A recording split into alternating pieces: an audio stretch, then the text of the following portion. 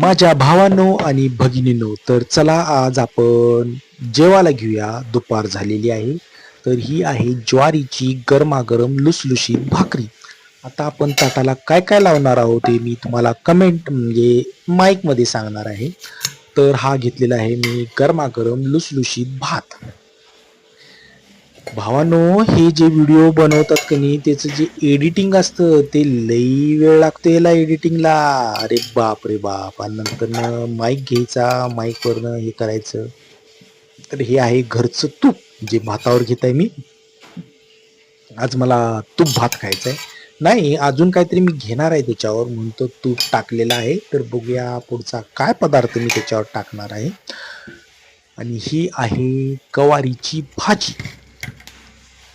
गवारीची भाजी मला आवडते हे मी तुम्हाला कमेंटमध्ये सांगितलेलं आहे. ह्याच्यामध्ये फायबरचं प्रमाण भरपूर आहे आणि गवारीची जी भाजी असते ती खूप टेस्टी लागते, ठीक आहे ना. आणि ती मला खायला खूप आवडते. ह्याच्यामध्ये शेंगदाण्याचं कूट घातलं की नाही लई मस्त लागते गवारीची भाजी. आणि मी गवारीची भाजी मनापासून खातो. तुम्हाला गवारीची भाजी आवडते का ते मला सांगा.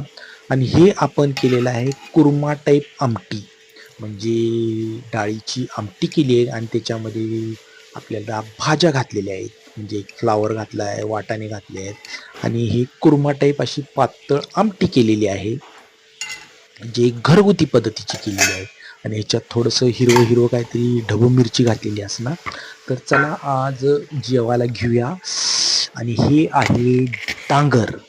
डांगर कुणाकुणाला आवडते तर हे उडदाच्या डाळीचं डांगर करतात.